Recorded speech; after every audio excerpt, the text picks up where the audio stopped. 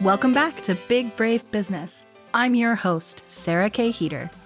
Big Brave Business is a podcast where we challenge the status quo of traditional business practices. So if you're ready to challenge norms, rewrite the rules, and redefine what it means to lead with courage and integrity, then grab a notebook and let's dive in. Welcome back to Big Brave Business. I'm here with another fun guest who is a friend and also a client.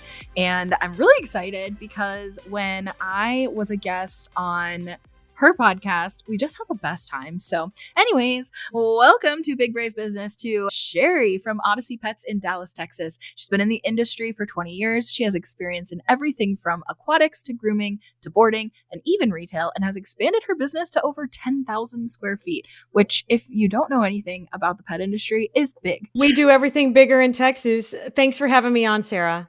Today, we are going to talk about networking and the amazing opportunities that can come from networking. And so if you've been listening to this podcast for a while, first of all, thank you. And second of all, you heard me share in the fall that I did this great networking experiment. It was a pseudo challenge from a new team member who was trying to help me improve like my own kind of reputation and PR and whatever. And so she was like, you need to do more networking. And I took that as a personal challenge. And I had over 55 30-minute coffee chats scheduled in a 6-week period with total strangers. And oh so my gosh, heard me talk about in the fall, I'm so sorry. I did not hear about this. That is thank you. Impressive, maybe in sheer number, not in results. I think it was an interesting experiment because I learned a lot about, first of all, we talked on this show back then that everybody hates networking. Nobody wants to do it. A networking event sounds horrible and stuffy and inauthentic. And so I do think that I learned a lot about how I wanted to show up in networking through that experiment.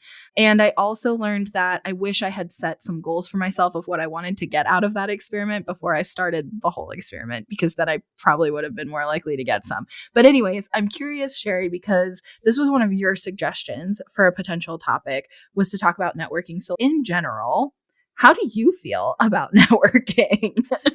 so. I'm glad you asked, because I did want to share that I am actually a shy person. I shut down in large groups of people, and it's taken me years to get past that and put myself out there. So when I started my business, I thought, okay, I built it. They will come. I'm done. No, that's not the case. But for years, I didn't even try to network. I even cut myself off from friends and family because I was working in the business so much. And then after a while, burnout came on bad because I was just floating on this little island of my own business and felt very alone. And then, can I tell you a story? Yeah, I just did. Okay. Go for it. So one day, while I was at the nail salon with my mom, we go monthly, I was decked out in like Odyssey Pets, my business. I was just decked out in head to toe Odyssey Pets. And this lady, a well-to-do lady sitting across from us, was like, okay, I have to ask, what's Odyssey Pets? And I looked down and I realized that I was branded from head to toe. Yeah, a walking billboard. Yeah. And so I gave her my pitch, and she was like, that's amazing, because she's all about pet nutrition too. She's very obsessed with her animals. And I handed her a gift card to come into my store. But one of the things she said to me was, have you thought about having your own podcast?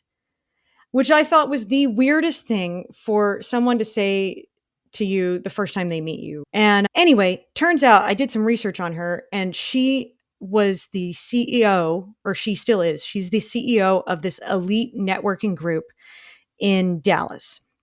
And I was scared to join this group because I went to the website and everyone was wearing like full corporate clothes. And look, I've never worked corporate. I've been in the pet industry for 23 years. It's jeans and t-shirts, y'all. You know what I mean? Seeing everybody in these corporate clothes and men in suits was intimidating. And I reached out to her and was like, look, I don't know if I'm the right fit for this group. And she said, no, you're perfect. You need to come.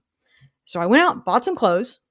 And I was so self-conscious, though, that I even reached out to her and was like, what type of shoes am I supposed to wear? Google is telling me I have to have closed-toed shoes, but I have these sandals. Anyway, I digress. That's a girl problem, by the way. Like we were talking before we started filming here, and networking for women is a little different than men, but we can get into that later. Yeah, So yeah. anyway, I after that first meeting in this group, I immediately joined. There was a yearly membership fee, but I got so much out of it. Like they have these speakers that come, and the speakers were amazing. And you sit at these tables with people, and I've met all different kinds of people, which has led to other learning opportunities and people that are now customers in my store. One thing leads to another, and you can never pinpoint exactly what's going to happen.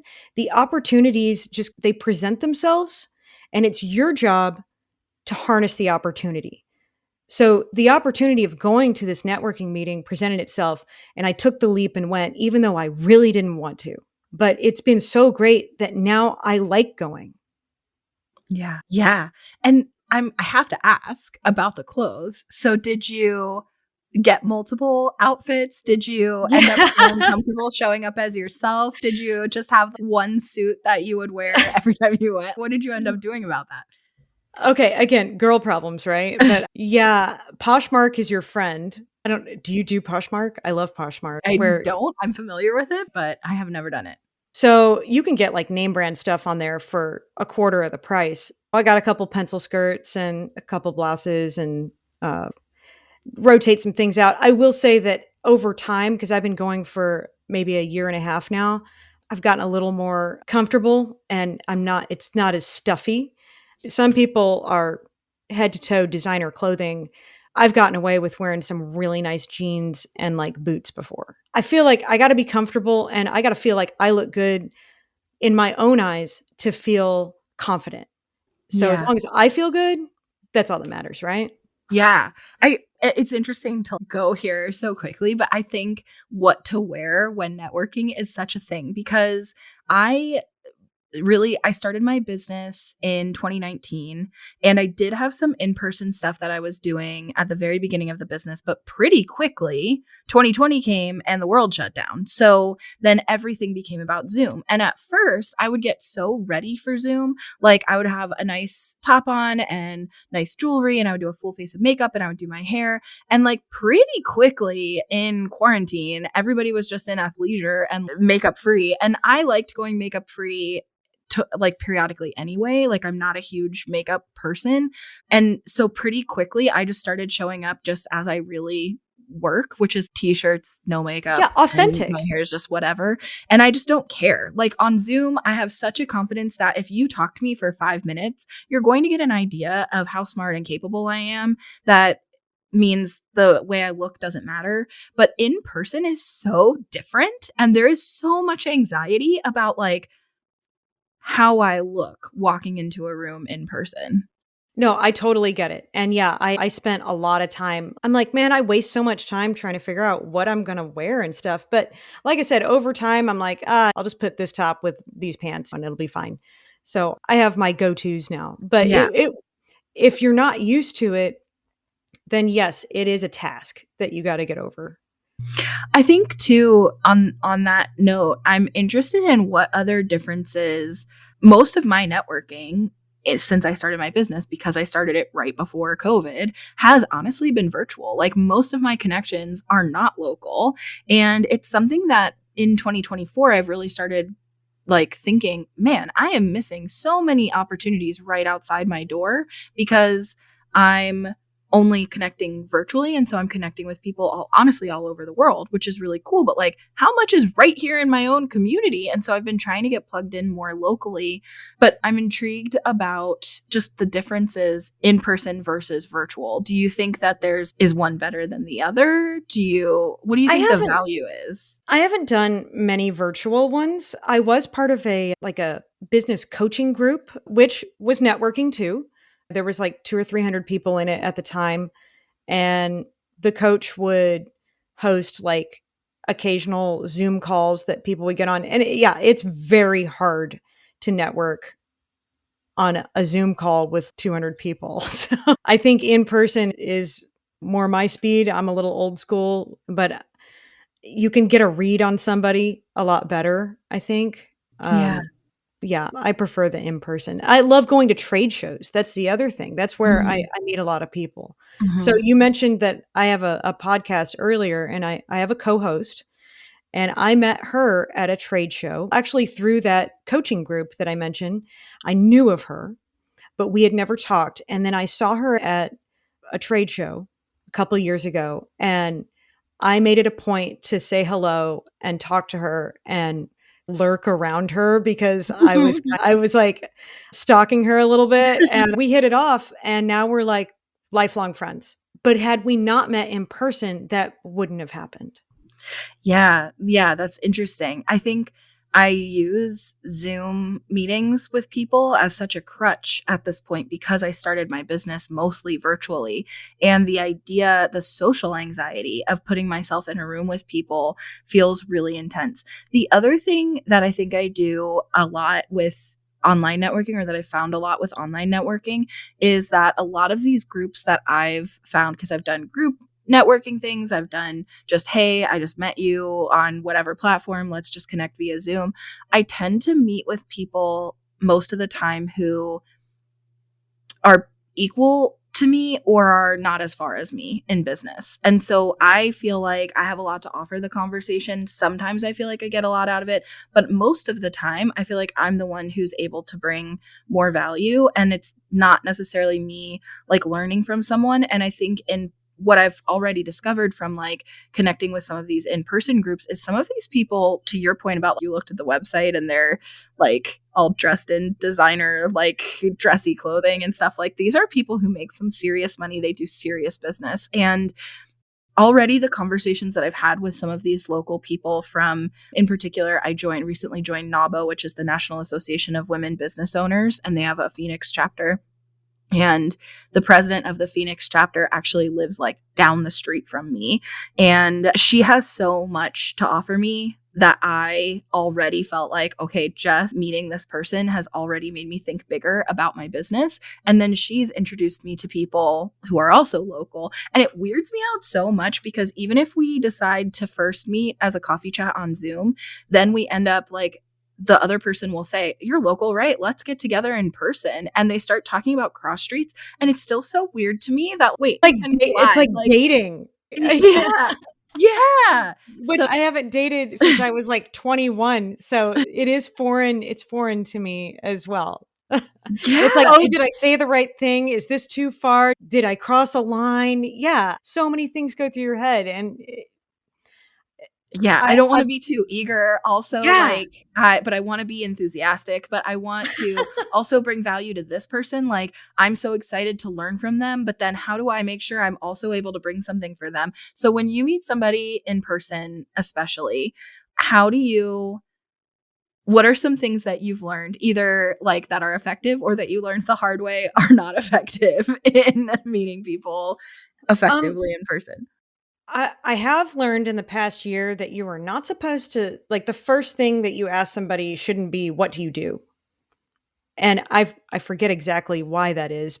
It's just not good conversation. You should learn who they are before Mm. what they do. Have you heard that before? No, but it makes sense to me. And I think I it think it makes just becomes the makes same for better tired conversation. question. Yeah, Yeah. it just makes the same tired question over and over. So it doesn't feel interesting. And I think also that's a good way to get a lot of like elevator pitches instead of getting Right. how do you, and where do you go from there? Like, how do you Mhm. make that into a conversation? Yeah, I could see that. Yeah. Gosh, I lost my train of thought. So you're not supposed to ask them what they do. You get to know them as Oh, a person. oh, so what I bring there to the conversation though is yes, givers get. So you can't go to these networking events thinking, what are you going to get? Gimme, gimme. You need to offer up expertise as well. Or so now when I meet somebody, whether they're in my industry or not, I'm wondering, okay, how can my business help their business, or how can my skills help them, and vice versa? How can we help each other? Is there something we can do? How can we partner? And you may not realize it when you first meet them. Something's popped into my head like 2 months later, and I'm like, oh my gosh, we could do this. And then it snowballs from there in we both make money or whatever. So what are like dating? And I think about, so I never really did a lot with dating apps, but on dating apps, one of the like kind of famous things was what's your opening line when you want to connect with somebody. So when you are at a networking event, or if it's somebody you want to slide into their DMs to get to know them on a networking level, like what are some of your opening lines that work for you that are not, what do you do? because I'm in the pet industry, it makes it a lot easier. We can talk about their dogs or their cats. And it's amazing if people do have a dog or cat, they will talk and talk about them even more than their kids. Yeah, So that's do an you say to it's them easy. like, "Hey, nice to meet you. Do you have any pets?" No, I don't know. Look, I still consider myself somewhat of an awkward person, so I'm not the most outgoing. If I am in a big room of people like that networking event that I go to monthly, we could be like, "Oh, the bagels are good today," or, Yeah, yeah. whatever, or the weather. What would you talk about with somebody you just met? I try to be as natural and as authentic and as me as I can be, because if I try to be something else, it Yeah. doesn't come across right. Yeah.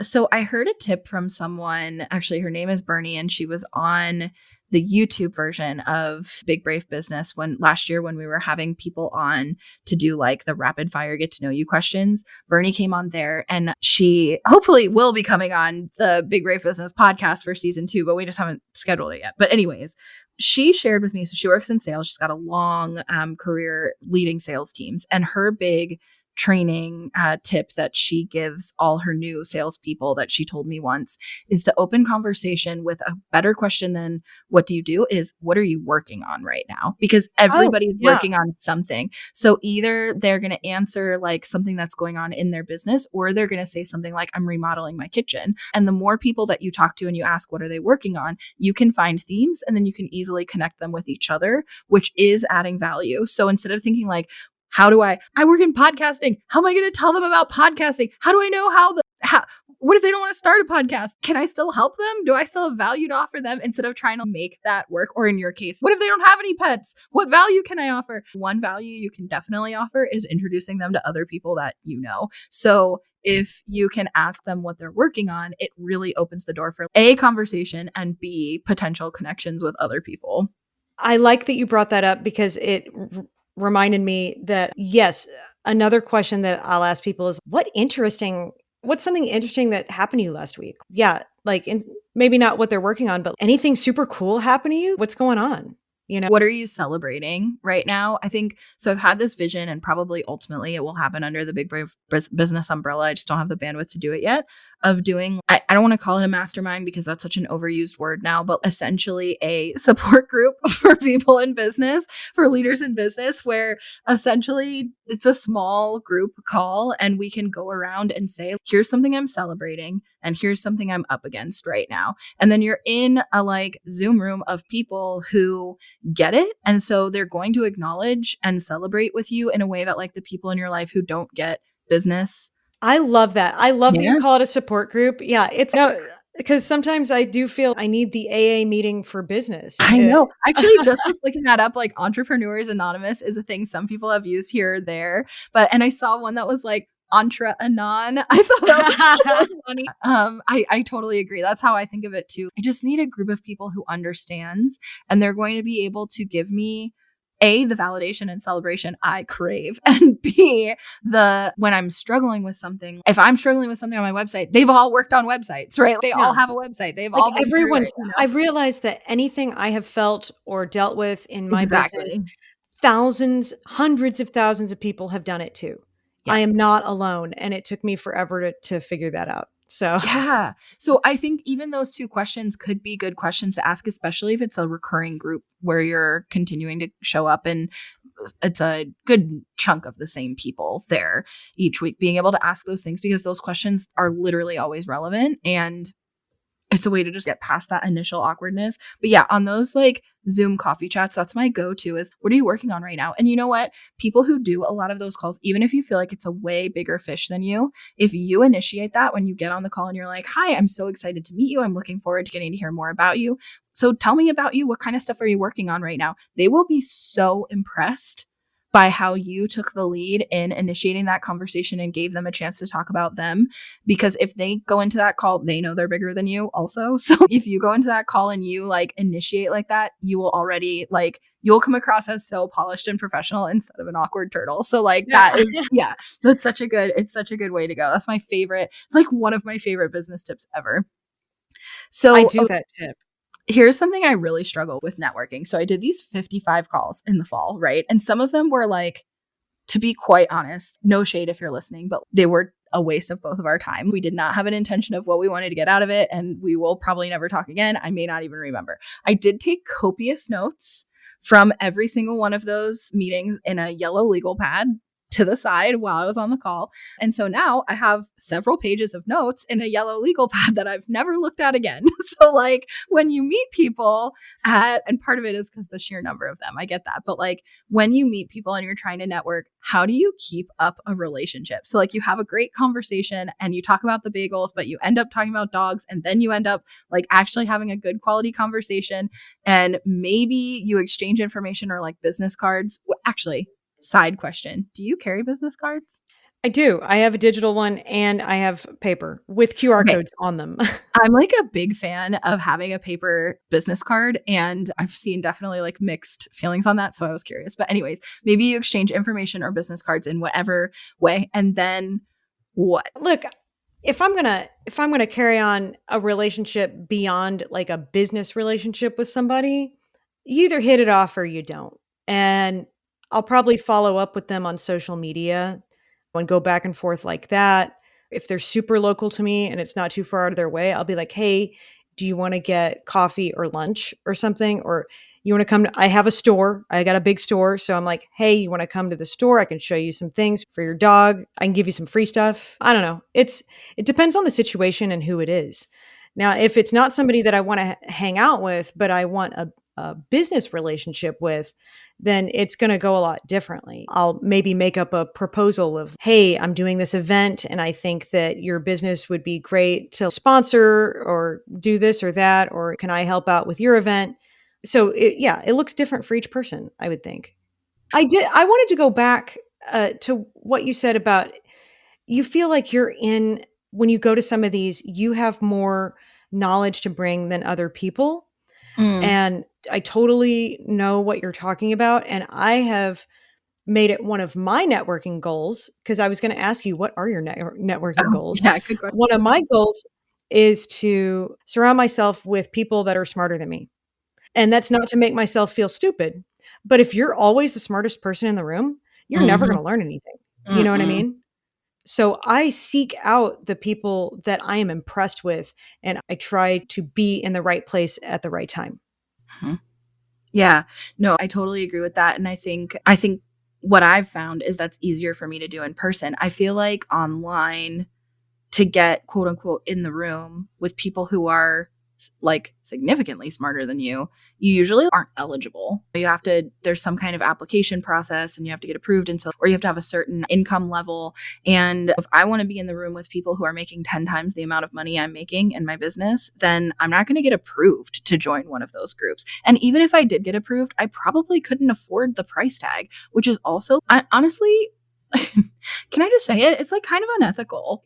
Let's, Are we talking about masterminds here? Because I do want to talk about masterminds. Let's go back to that. Because, yeah, I know a lot of people that are in them, but yeah, the yeah. price tag is restrictive for a lot of startup companies. And And I I think just don't know how intentionally, you would right? get. Because if you can't afford a $25,000 price tag, then basically what they're saying is you don't belong in the room. We only want people who have reached an income level where they have 25K to spend on this. So it makes sense that they're trying to keep the I doors mean, closed. It's like a I private kind of, club and it's not in. yeah, I get it. I get it too, because you don't want to sit there and everyone have to coach the person who doesn't know what they're doing. But I just don't know how you would get enough value out of it with some of the price tags that are out there. I agree. I talked to when I was at a trade show last week. I The mastermind thing boggles me. So I talked to a lot of people about it, and I approached this brother sister duo they're big on TikTok. They have 4 stores. They have a huge online business too, and they're based in Canada. They're a big deal. And so I saw them at one of the networking parties after the show. And I was like, hey, how did you guys get to where you're at? Did you join a mastermind group or anything like that? And she's, no, I don't waste my time with that bleep. I'm Oh, like, you can say whatever. okay. Yeah. She's like, I don't waste my time with that shit. And I'm like, oh my gosh, that's so refreshing. Like, Yeah. that's so it clicked in my mind at that moment that you don't need to follow a standard path. Your entrepreneurial journey can look completely different from somebody else's. So just because all these other people are in a mastermind group or in this elite club doesn't mean that you have to be in it. Really, the definition of a mastermind is two people coming together and sharing ideas. Exactly, and I think that's what I struggle with about masterminds, to be completely honest. The price tag always bugs me because, yeah, I don't know how you measure ROI on that, although I have heard from people who run really massive businesses who are part of really, like, high ticket masterminds say it's the best thing that they do in their business. So I think it's probably like coaching where there are good ones, but there's also a lot of crap. But I think what I struggle with is these 5-figure price tags that end up being group coaching. That's not a mastermind. What I'm looking for, and that's why I was saying about mine is, could we call it a support group where like everybody has the mic, like everybody's talking and everybody's contributing, and you're actually able to express what I don't want to pay $10,000 to be muted on Zoom and watch someone tell me to post 3 times a week on Instagram. Like that is not, that's literally, Yes. and I feel like that's what a lot of them are. And there's no refunds and you don't know what the actual experience is until you've paid. It's just a long sales page with a bunch of buzzwords talking and pictures of people looking happy, telling you how much you're going to get from it. But what does it actually look like though? What are we actually doing here?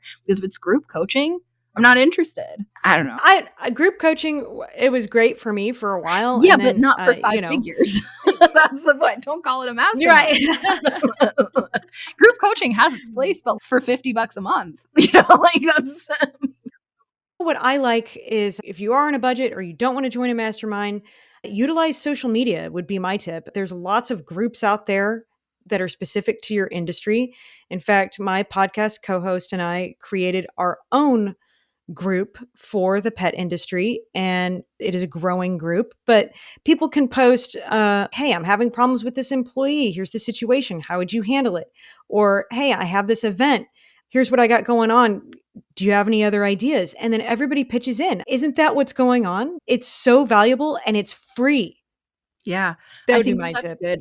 I would say for me, my most success with social media connections right now is actually happening. I do Facebook groups, but it's actually been happening for me on Threads. I'm finding a lot of good conversation happening on Threads, and it's so easy to engage with leaving meaningful comments, even if you don't know what to post. Because that's what I always struggled with Twitter. Like I never got into the Twitter thing.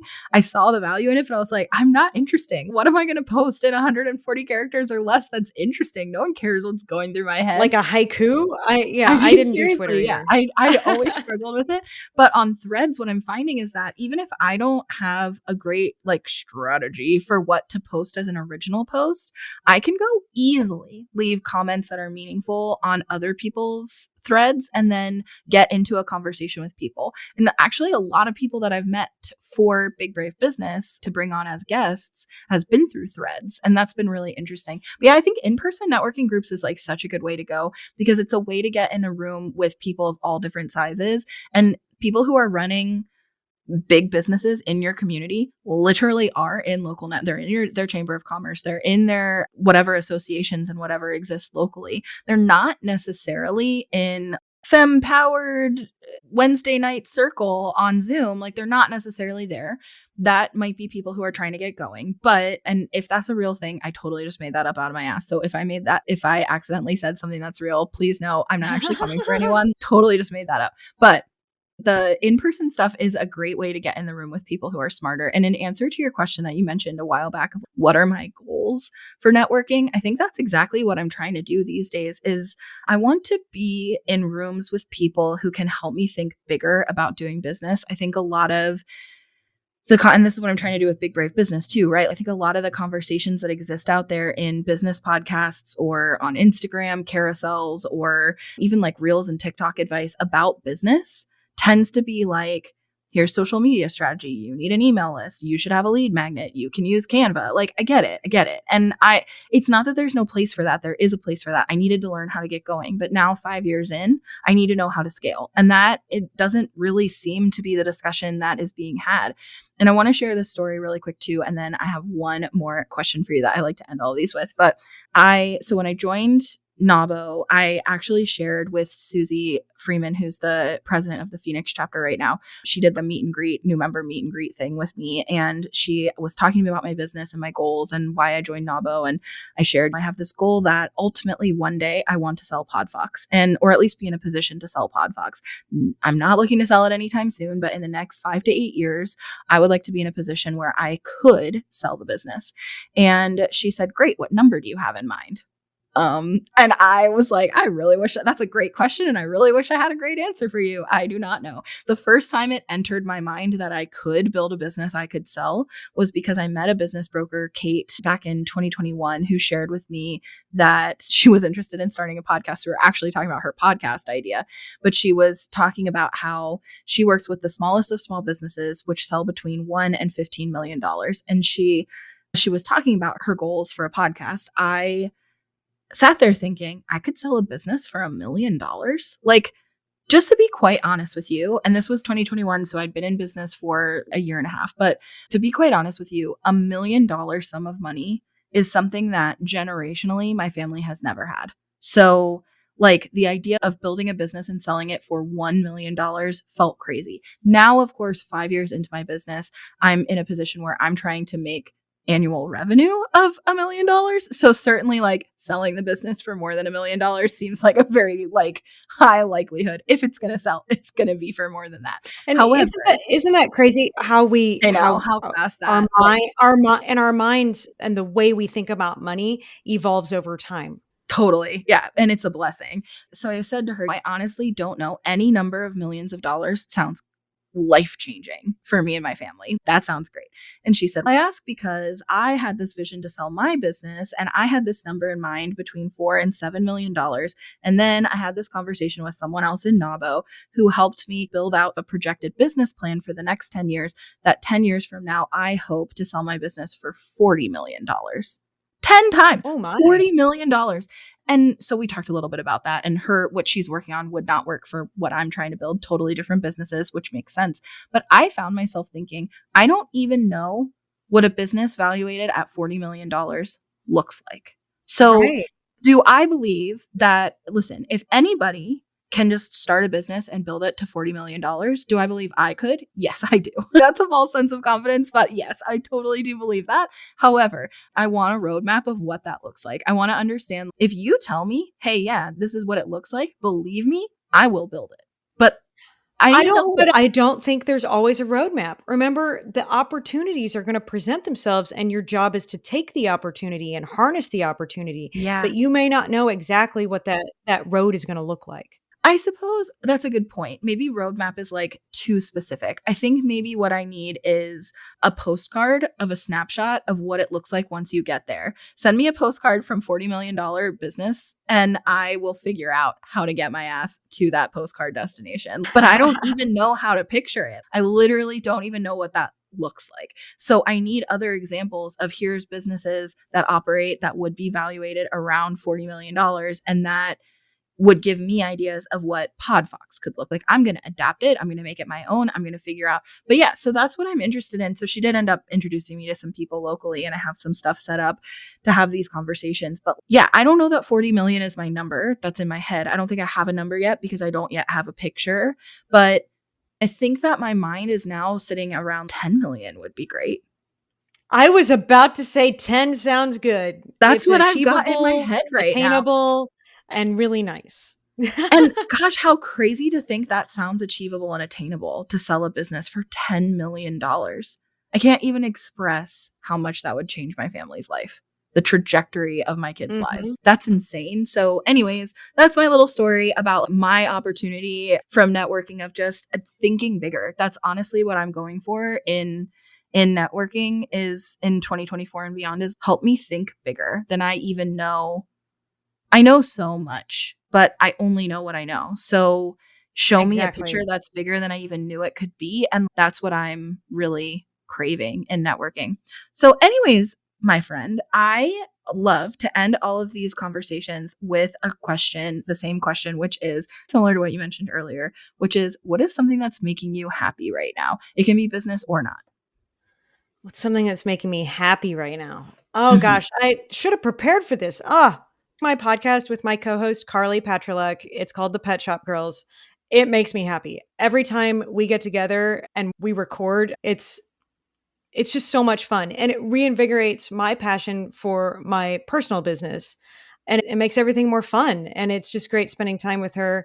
It's great talking to you. I love that I met you because of all this podcasting stuff. Yeah, I am grateful for that. And it is what makes me happy. I love that, especially because Carly's answer, I think, was the same thing. And that came out a few weeks ago. But that is so funny Stop that it. both of you are like, what's making me happy right now is my podcast with my co host. But yeah, I think that's really cute. Okay, something that's making me happy right now. See, it's my question, so you'd think I'd have answers ready. Something that's like, okay, I'm going to go with the theme of our conversation. There's been some conversations and connections that have been happening with some opportunities that feel very big, very overwhelming, but really fucking exciting. And I am trying, instead of going into the mental state of, I don't have the bandwidth for this, like I'm working insane hours as it is, there's no way I have time for X, Y, and Z project. Instead of having that energy, I'm trying to like open my arms and look at the sky. And I heard someone say this once. I love this expression so much. So open my arms and say, okay, universe, show me how good this can get. Show me. I'm here and I'm open and open mind, open heart, and I'm ready to say yes to the things that are coming. And I'm excited about it. And I'm just trying to like push the overwhelm or run with the overwhelm as momentum. Like, it's going to be fine. It's going to Oh be my gosh. great. Overwhelm is definitely a thing. And I feel like we could do a whole nother podcast about that. Let's do it. Come back and we'll schedule another time and then you can come and we'll talk about overwhelm. Okay. Sounds good to Okay. me. Say yes. We're saying yes to opportunity. Okay. Thank you so much for being here. Really appreciate you. Obviously, all the information about Sherry and her business and her podcast that she loves will be linked in the description. And of course, how to connect with me too. I want to hang out with you. I've actually mentioned this on a lot of episodes. I'm really enjoying Threads, you guys. Please come hang out with me on Threads. And I keep on plugging LinkedIn too, but I better be doing a better job at hanging out on LinkedIn by the time this comes out because I keep telling people to go hang out with me there. And I am like struggling to be consistent. But I am on LinkedIn about once a week. So that's good. That's I'm good. there too. Yeah. Yeah. I'm trying to like write on LinkedIn. But yeah, I need a good workflow for that because It's called Chat GPT. okay. This is a whole other conversation. Yeah, believe me, I'm using AI for help, outlines and things like that. It's helpful, but I genuinely want to write my thoughts and I'm just sitting down to write it takes time and that's hard. But I want to. I have thoughts and I think they're worth sharing. They are. I want to hear your thoughts. Oh, thanks. Okay. Thank you so much for being here. I hope that this was fun for you. I had a great time. Thank you. Then also for you listening, thank you so much for being here and we'll see you next week.